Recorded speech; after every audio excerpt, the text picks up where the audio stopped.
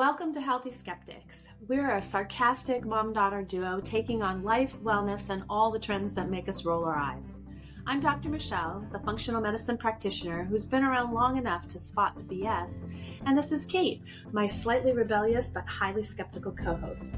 We're here to question everything because, let's be real, most things aren't as deep or as life-changing as people claim. Expect blunt conversations, a little sass, and a lot of, did they just really say that? Moments. Grab a drink, get comfy, and let's talk about the things no one else will say out loud. All right, welcome back to another episode of Healthy Skeptics. We're going to switch it up. I guess we're going to switch it up, but we just want to talk. Wait, no, it's only episode 15, and we're bored with ourselves, so we're switching it up. We're bored. I'm not bored. It's not so much bored. It's just, I think that we could have a lot more fun and talk about things that are like not so planned.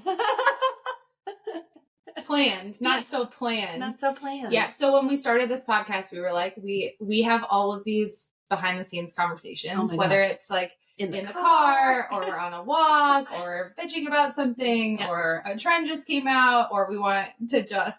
Oh my God. If you saw we actually DM each other on Instagram. It's kind of funny. And so this podcast is always supposed to be an outlet for that, but also I think like most people actually think and feel the same way that we do about a lot of what's going on, and it'd just be more fun to talk about it.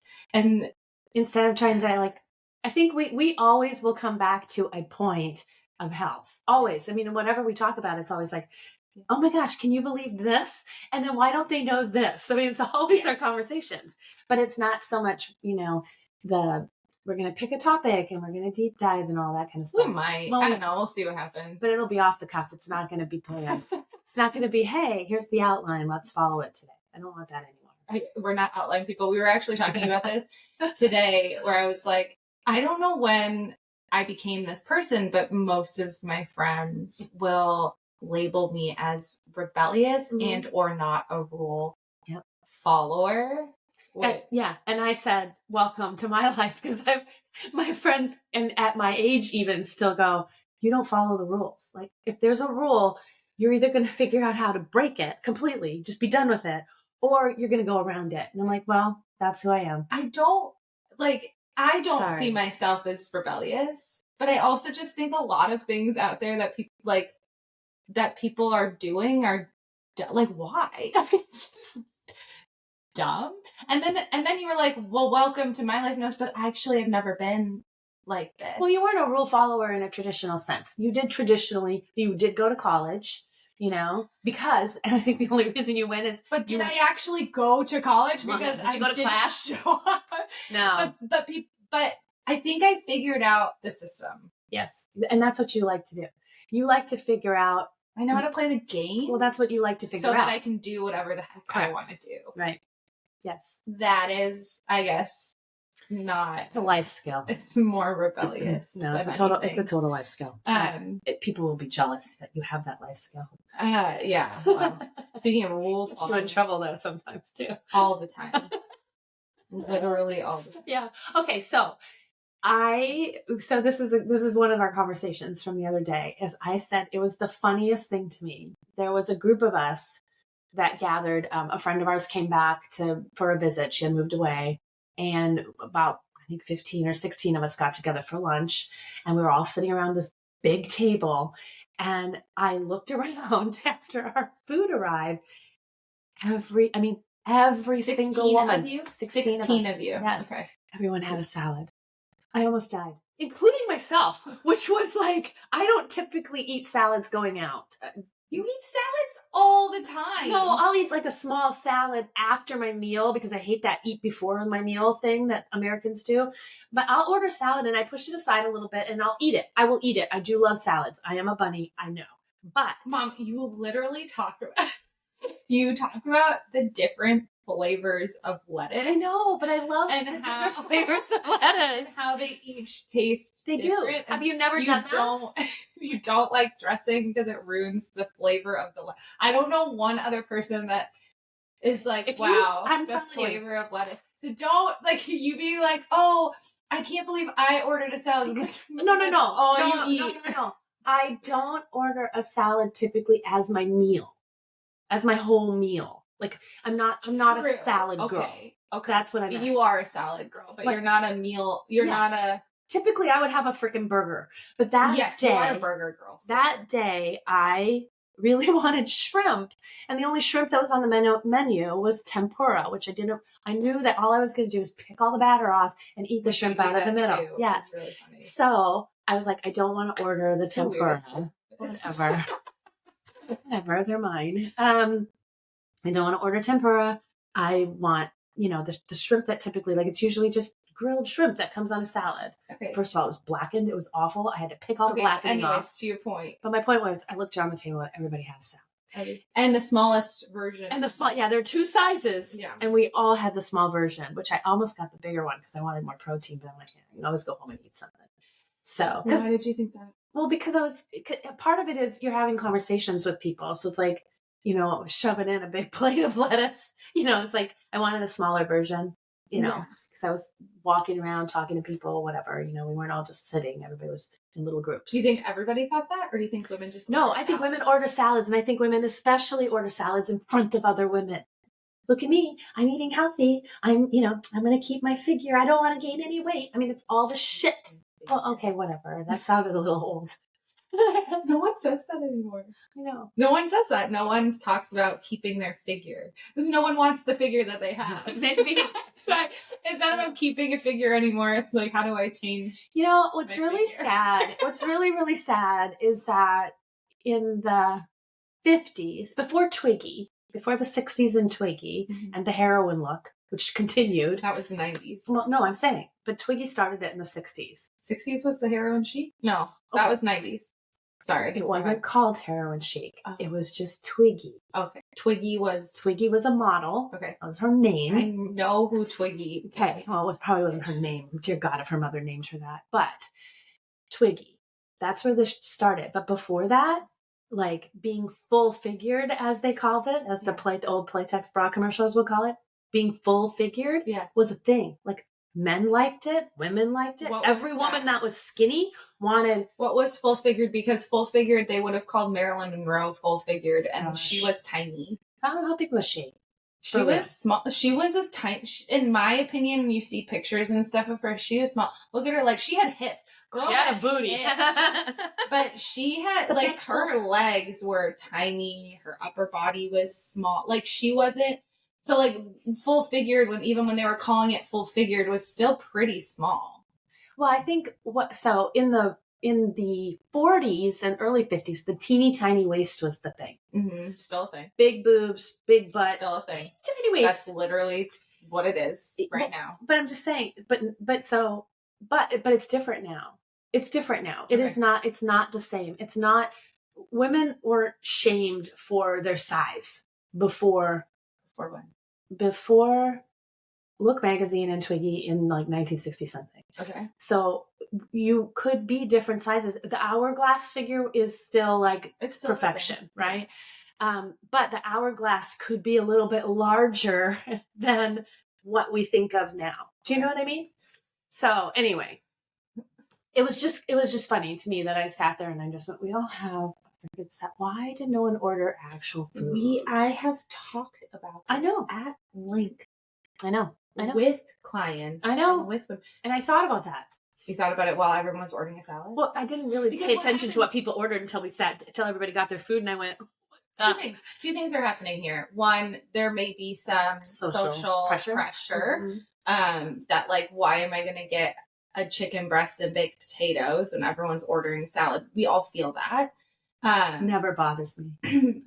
A lot of, I mean, honestly, I would be lying if I said that when I'm out, I'm asking what other people, like, it's just a thing. You're in a group, like, you're asking what everyone's. Yes, but I do it way less now, but it's a thing. You feel pressure. I don't know. Right? Maybe at your age, I don't anymore. The only person I ask what they're ordering is my husband, and because he orders better than you. Well, I just want to know what I'm sharing. So if we're gonna get the same thing, I'm gonna order something different. Right. That's it. That's the only person I ask. But second thing is there's the illusion that the salad is the healthier choice. Yes. And that's Wrong. what irritates me, because 9 times out of 10, it's usually not the healthier choice. And not because, and I think a lot of people will be like, oh, it's because they put all the stuff on the salad and then it builds up the calories and blah, blah, blah. And I'm like, actually put more stuff on the salad and build up the calories. You're actually, in my opinion, making it a more nutritious, filling meal. So I'm not actually talking about it from that standpoint. I'm talking about it from the standpoint of like lettuce. While it does have lots of good flavor. No. While it does have some, and depending on the type of lettuce, some nutrients, for the most part, it's a pretty low dense, nutrient dense food. Hard to digest. Which is why Americans decide to put it in front of their freaking food. I do not understand. Yeah. Well, that's the thing, right? So we're eating it first. Yep. Your body's using up all its digestive energy to try to process that. And then we're going to go eat a big meal afterwards and think that you're not going to feel bloated and constipated. Like you don't want to go to bed afterwards. Like, yeah, duh. Yeah. So, and also to that point, we're like, okay, it's less nutrients probably than something else. Like if I'm going to order a chicken breast and potatoes and broccoli or whatever else, that's going to be more nutrient dense.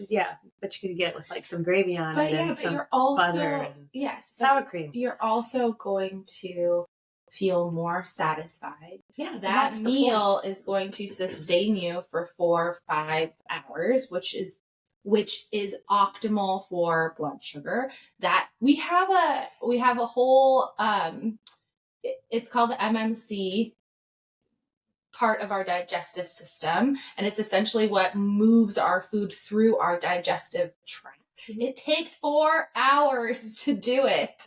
Stuff is like if you're eating a salad for lunch and then an hour and a half later you're hungry, now we're snacking, and then we're snacking while we're cooking dinner, and we are not giving our body time to process and do all the things it's supposed to do. So now, and probably you're going to end up eating more calories.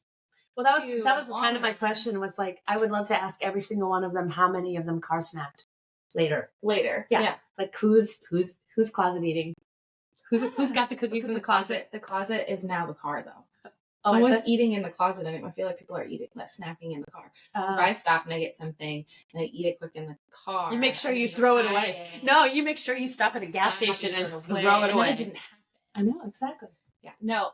Wait, can I tell a quick story about closet car eating? Yeah. So my sister. Good at plenty? Holy no. Okay, yeah. Well, yes, I lived on Good at Plenty's. In nursing school, I lived on Good at Plenty's. I had them shoved everywhere. Okay, I love so your sister. No, so my sister, she used to borrow my car all the time, and I would get in my car, and they would she's gonna kill me, but I didn't say which one. They had 4 sisters. 3 sisters. 3 sisters, yeah. So, and there would be A&W boxes, shoved under the front seat of my car. And in the front seat of the other side, and in the back. I mean, there was always, trash food remnants shoved all over my car. I used to get so mad. I didn't really think about what was going on with her and why she was doing that. I was just like, why are you leaving trash in my car? But, but yeah, car eating. Yeah. Shoving it in corners. So, I mean, if you say you haven't done that. Oh, you're a liar. You're a liar. Okay, You're a liar. Okay, full disclosure, I've been craving. So I've been doing our Restore 30. Yeah, and it's really been going well. Yeah. And you're on day 9. Day 9 today. Okay. I know. What is today? Did you listen to it already? No. Okay. We're doing this. I'll listen to it after. But what is day 9 in the program? But I for a week I've been craving potato chips, and I haven't been buying junk food in the house. Well, why have you been craving potato chips? I think it's the salt, and that's a whole other thing. Okay. What's causing you to be stressed out? Why do you need salt? Oh, there are too many things. We won't bore people with my personal life on the podcast, but so many things. I'm starting to feel stressed about, different things that are happening. Yes. So if you're having a craving for salt, that's a very good indication that. I know, but I'm going to say, I'm gonna. Okay, go ahead. So all week, and I kept going, I'm just going to go Trader Joe's. I'm going to get my favorite truffle potato chips. I'm just going to freaking eat them. And then I was like, no, don't do it. You'll eat the whole bag. It's so I'm having this little conversation, good guy, bad guy on my shoulders talking to me. So, no. So yesterday I stopped to get a few things for dinner to make my Irish meal last night. And really good. yeah, thank you.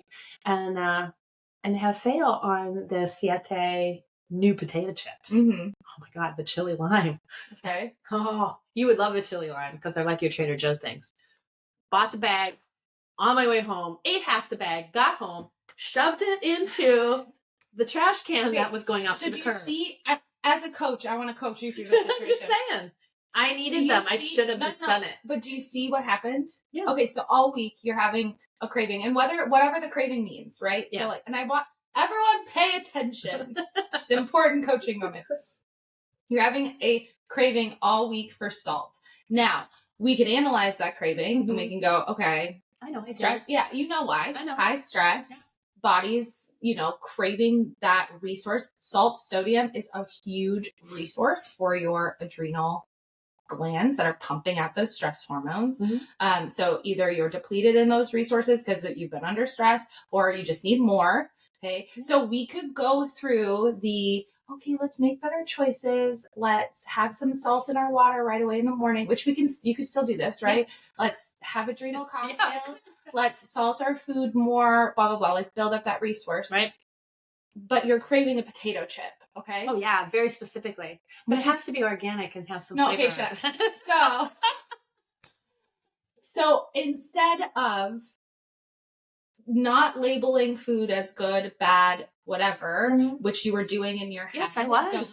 I'm going to restrict and not tell myself no towards this food, this innocuous food, which who cares if you had a few potato chips, right? It's not a few, it's a bag. No, but it's only a bag because you spent, it's only a bag because you spent an entire week talking yourself out of getting the chip and eating the chip. Yeah. Because of your internal dialogue of going, that's bad for me. Because I'm trying so hard to shift. I understand. No, I know. I'm trying so hard to make these shifts, right? To really pay attention and make shifts to get back to kind of in my brain, my happy place, right? Sure. So it's I've been doing this, and then it's and then yes, you're right. So now here I am going, well, why do I want to ruin that by having a freaking potato chip? And that's the mindset that needs to change. Yes, I know that.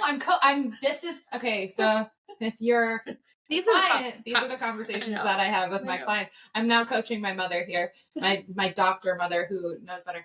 It doesn't matter. Okay. So in reality, the mindset shift that actually needs to happen is that going and getting the potato chips would have been fine. I know. Right? You're not ruining anything. No.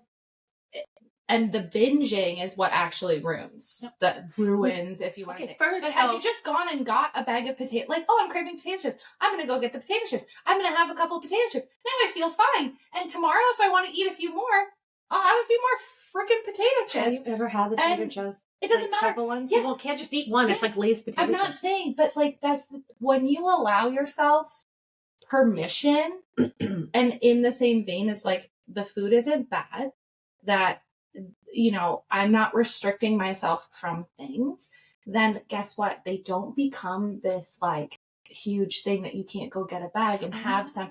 But it's a practice we don't do, and it takes when that's a consistent mindset, when that's a mindset that we live in, because every woman lives in this good food, bad food, can't eat potato chips, I gotta be healthy, blah blah blah.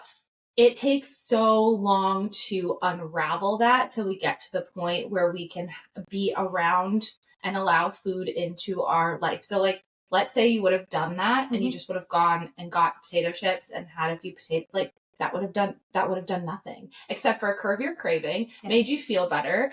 You would have moved on with your life. Things, yes. All good things. Instead of thinking about it all week. Potato chips the next day, or not. All I'm saying is the Siete bag is smaller than a normal bag of potato chips, and I only ate half. So really, it was just a large bag of, grab and goes. Okay.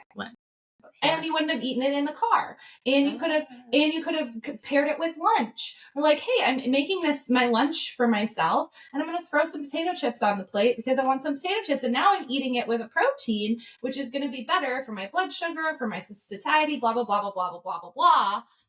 Thanks, coach. But these are the mindset things that I need. So two things. One, the what's actually going to satiate you? What do you actually want if you're like out to eat? Right? Because even if you get a larger, bigger calorie meal, you're probably going to feel full for 6 hours, which is good. And it's good for your digestion and all of these things. You're probably going to end up eating less overall throughout the day. Yeah. And feel better. Second thing is like eat the damn potato chip, because this is the binge eating is really what, first of all, creates a huge calorie surplus, causes a lot of weight gain. It causes a lot of stress. Do you know how much stress and energy you probably spent thinking about potato chips all week? Stress. But you know what I mean? Like, yes, you're having an internal battle dialogue over a potato chip. I know. A battle over, like, we need to be spending our energy thinking about other things. Like we have other things that our resources should be going towards. So anyways. Oh, there you go. And yes, the behind the scene conversations that happen. I don't normally share my I feel like though it's good because this is so common. This is like it's relatable because this is all things. I mean, like oh my gosh, it took me years to get over the good food, bad food thing. It is hard. It's one of the things I think that's hardest to let go of, by way of, social training. Mm-hmm. It really is. And especially as a woman, I don't think guys make two thoughts about they're like, give me the mozzarella stick. I know. They don't ever. That actually recently happened. They're like, I don't remember where we were, but it's true. And it was that blip of a moment where a guy was looking at the menu and they literally just order whatever sounds good. And I'm not saying like, listen, there is something to be said about, 80-20 or whatever you want to break it down. Yeah. Nourishing your body. And like, that is important. And obviously I hope you guys know I'm not saying just like eat all the junk food. I think you're smart enough to understand what we're actually talking about, but it's a social conditioning for women. And when the majority of your time is spent eating, good whole foods and things that make your body feel good, whatever that is. For you, it might be a burger. For somebody else, it might be edamame beans. I don't freaking know, nor do I care, because they're both great whole foods. But yeah, then, again, having the potato chip or having dessert or having, a cookie or having whatever it is, some red dye 40. Ooh.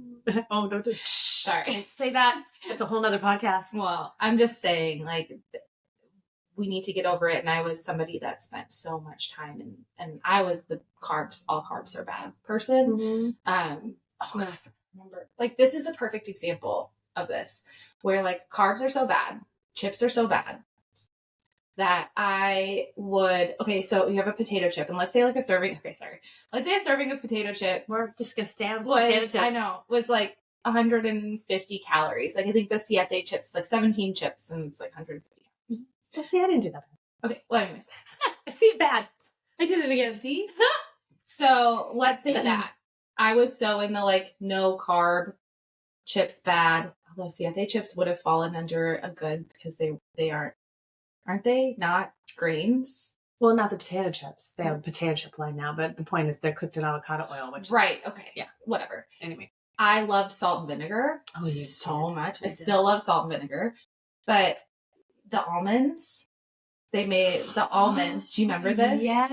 And I'd get tins of the almonds because they made the salt and vinegar almonds, which are still very good, but I would eat that's kind of your meal. Container of the salt and vinegar chips because I wasn't allowing almonds. Sorry. Okay. Almonds that I wasn't. Do you know how many calories are in? I have no idea. Thousands. Do you want to go down? Do you know how much water it took to grow that? Yeah. No, I'm kidding. The fact that almonds are not great for your digestion, all the things. And then I'm like, why is my skin horrible? And why am I so bloated? And why can't I poop? And whatever. Must be the carbs. I know. Or the dairy. I know. It's sad. It is sad. And, but I guess, yeah. Moral of the story is order what you freaking want, especially if you're out. I mean, especially if you're out. Do you know what I mean? It's like we're out, we're having friends. But it's like you're out, you're with friends, you're enjoying, time with someone, or, celebrating something or whatever it is. Enjoy. 9 times out of 10, if you practice, this is another thing, if you practice just like you go out to eat and order something that you actually want, you probably won't eat the whole thing. You think so? Well, I think 9 times out, if we're actually listening to our intuition and what our body's saying we want and what we actually are craving, and we order it, like, then you're just going to eat till it's done. But that has to be it doesn't work if you are like, well, tonight I'm going to order the pasta and I'm going to do it. Then you're going to eat it all, and you're going to eat past satiety, and because you're allowing yourself something you don't usually allow yourself. Yeah, if you consistently practice giving yourself the thing that you want, you will not eat, like, you'll just stop because it's now allowed. Right. And if I go out, next week and I want pasta, I'm going to get it. Well, but it's kind of like so we have hunger hormones that turn on and off, right? That we actually teach ourselves and our children how to ignore those very early in life, really. Hey, clean your plate. Well, I'm not hungry, but clean your plate anyway. Starving children. That's what I got. Wow. So, oh my gosh, the lectures. Okay. But I'm just saying, it's like we have these hunger hormones that are built in. They're supposed to turn on when we need food, and they turn off when we have fed our body what it needs. We lose touch with those over time. Because your body's not a calculator, and it doesn't reset at 2,000 calories. And when you go to bed, it doesn't reset and go, oh, well, we ate 2,100 calories, and now we're going to spin the wheels back to zero. Yeah, that wasn't where I was going, but now I don't remember my train of thought, so we're done. You're saying your hunger hormones on, off. Yes. Your body, yeah. I got that, but now I don't remember. I know what you're going to say. Oh, go ahead. I'm going to predict it. Okay. But we teach ourselves to ignore those things. And then, especially when we restrict and we refrain from eating or honoring what our body's telling us we want to eat, then over time, we're also turning those things off. Kind of. But I was also now I know what I was going to say, but that's one theory. The other one was that our conscious mind can override those hormones. So even if the hormones are working properly, our conscious mind can override that and say, I'm not going to eat that, and like, I'm not going to. Isn't that what I just said? I don't think so. Okay. Maybe. Was I listening? I don't know. I'm glad you thought of the thing. Yeah. Sometimes it comes back. Sometimes it's gone forever. Yeah. So what are you gonna do? Usually it's gone forever. Oh, well. Anyway. So I probably should eat more. This is what happened today. Yeah, this is what happened this week. So. Yeah.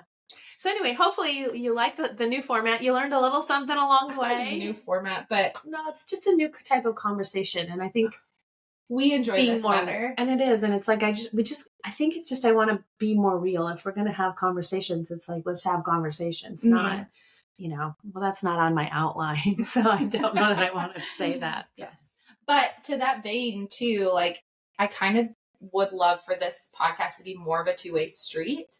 So having more input from you guys of like, what do you want to learn about, hear about? What do you like? Like, comment on the bottom of our podcast. We've had at this point, like, lots of different formats. So we've brought on guests, we've done deep dives, we've done wellness trends, which I love, that we'll still do. Yeah. But those would be more of the like, oh my gosh, did you see this today?